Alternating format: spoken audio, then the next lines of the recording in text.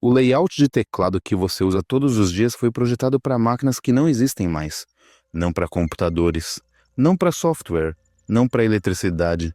Ele foi criado para resolver um problema mecânico dentro das primeiras máquinas de escrever. Esse problema desapareceu há mais de um século. E ainda assim o layout ficou. Você não escolheu isso. Seu computador não precisava disso. Suas mãos não pediram isso. Ele chegou já decidido. Antes da digitação, escrever não era apenas lento, era íntimo. A caligrafia carregava identidade, personalidade, status. Duas pessoas podiam escrever as mesmas palavras e produzir artefatos completamente diferentes. A pressão da tinta variava, o espaçamento mudava. As letras inclinavam, se deslocavam, colapsavam. Erros permaneciam visíveis, correções eram cicatrizes. A escrita revelava a pessoa por trás dela. Não existia a ideia de que o texto deveria parecer idêntico. Essa ideia ainda não havia chegado. Os documentos refletiam o indivíduo que os produzia. Um contrato escrito por uma pessoa não se parecia com um contrato escrito por outra. Uniformidade não era esperada, não era valorizada. Em muitos casos, a variação era útil. Ela ajudava a identificar a autoria. Ela carregava a autoridade. A ideia de que a escrita deveria parecer igual em todo lugar, para todo mundo, ainda não havia entrado no mundo. Essa expectativa precisaria ser inventada.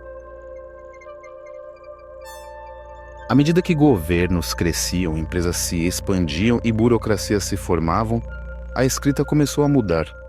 De repente, velocidade importava, volume importava, legibilidade importava. Mãos humanas lutavam para acompanhar. E essa pressão não vinha da cultura, vinha da logística. A escrita precisava escalar. Quando as primeiras máquinas de escrever surgiram em meados do século XIX, elas não eram interfaces. Eram máquinas, pesadas, mecânicas, industriais, corpos de ferro fundido, alavancas expostas, molas sob tensão. Elas estavam mais próximas de prensas de impressão do que de qualquer coisa que reconheceríamos como pessoal. Elas não eram portáteis, não eram pessoais. Ficavam pesadas sobre as mesas, fixadas. Digitar não era um trabalho silencioso, era trabalho mecânico. Cada tecla produzia som, impacto, resistência. Cada palavra se anunciava. Escrever se tornou físico. Cada frase era uma sequência de impactos físicos. Metal atingindo a fita de tinta, tinta atingindo o papel. Uma tecla pressionada não era um sinal, era força. A máquina não respondia à intenção, respondia à pressão, à velocidade, ao tempo. E essa distinção faria diferença. No início, nada parecia errado. Digitadores lentos não percebiam nada em comum. As máquinas funcionavam, as letras apareciam. Mas à medida que as pessoas praticavam, conforme a velocidade aumentava e a confiança crescia, um problema surgia. Quanto mais rápido se digitava, pior a máquina se comportava. Essa era a ironia cruel. A habilidade não melhorava o desempenho, ela o destruía. Certas combinações de letras apareciam constantemente no inglês. TH, R, CT-ON, AE. Pressionadas rapidamente, uma após a outra, suas hastes metálicas subiam por caminhos vizinhos. Elas colidiam, travavam, ficavam presas. Quanto melhor o operador, mais frágil o sistema se tornava. Para o usuário, isso parecia falha. Não um caso extremo, não um detalhe técnico. Uma máquina travada parece quebrada mesmo que tecnicamente ainda funcione. E máquinas quebradas não se espalham. A adoção depende de confiança. Neste ponto, ainda não existe QWERTY. Existe apenas frustração. E existem muitas ideias concorrentes. Teclados iniciais experimentavam constantemente. Layouts alfabéticos, layouts radiais, layouts simétricos, layouts otimizados para equilíbrio visual. Nada estava fixo ainda. O teclado ainda era negociável. Alguns designs priorizavam velocidade de aprendizado. Outros priorizavam simetria. Alguns tentavam espelhar a frequência da escrita. Outros tentavam minimizar o movimento dos dedos. Nenhum deles resolvia o problema mecânico de forma confiável, e confiabilidade importava mais do que elegância. E então há uma pessoa, Christopher Latham Scholes, não um cientista da computação, nem sequer principalmente um engenheiro.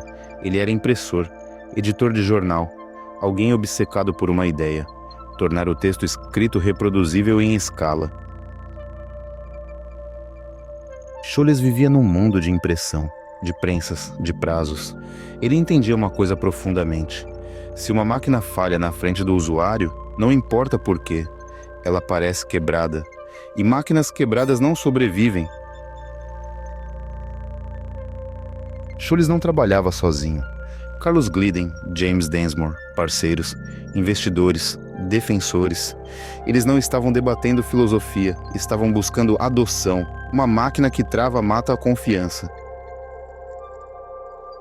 A pergunta não era: como fazemos a digitação ser mais rápida? A pergunta era: como impedimos a máquina de envergonhar o usuário? Essa mudança de perspectiva mudou tudo. O insight principal não era sobre velocidade, era sobre colisão. Algumas letras eram inofensivas sozinhas, mas desastrosas juntas. O problema não era a linguagem, era a mecânica. Então Scholes fez algo contra-intuitivo. Ele separou pares comuns de letras, não para ajudar o usuário, mas para proteger a máquina. O layout que surgiu foi o QWERTY, não otimizado para humanos, otimizado para a sobrevivência. Teclas rearranjadas para que suas hastes metálicas não subissem lado a lado. Isso não era elegância linguística, era compromisso mecânico. O QWERTY poderia ter morrido ali, mas não morreu, porque Scholes se associou a Remington, uma fabricante de armas, uma empresa que entendia a produção em massa. Quando a Remington apoiou o design, o QWERTY ganhou distribuição, e distribuição é poder. Quando as pessoas aprenderam QWERTY, o custo mudou, não para os fabricantes, para os humanos. Aprender um layout exigia tempo, prática, dor. Retreinar significava perda de produtividade, perda de salários, perda de credibilidade. Nenhuma empresa queria pagar esse preço por um problema que já não doía. A tecnologia melhorou. As hastes foram redesenhadas. Os mecanismos ficaram mais suaves. Então essa eletricidade chegou. Máquinas elétricas não travam do mesmo jeito. A restrição original desapareceu. E ainda assim, o layout ficou. Porque sistemas não se reiniciam quando seus problemas originais desaparecem. Eles acumulam. Quando os computadores chegaram, o QWERTY veio junto. Não porque fazia sentido, mas porque mudar não fazia. O software herdou hábitos do hardware, adierem.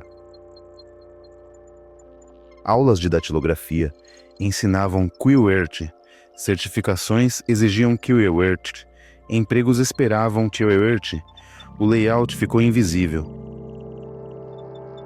O QWERTY deixou de ser uma solução, ele virou uma restrição, um padrão preservado por custo, não por mérito. Em laptops, em telefones, em telas de vidro, uma decisão do século XIX embutida em dispositivos do século XXI. O motivo mecânico sumiu, o padrão permaneceu. O QWERTY não protege mais as máquinas protegem o QWERTY. Uma solução sobreviveu ao seu problema, não porque fosse perfeita, mas porque já estava ali, e às vezes o que já existe é mais difícil de remover do que aquilo que nunca funcionou.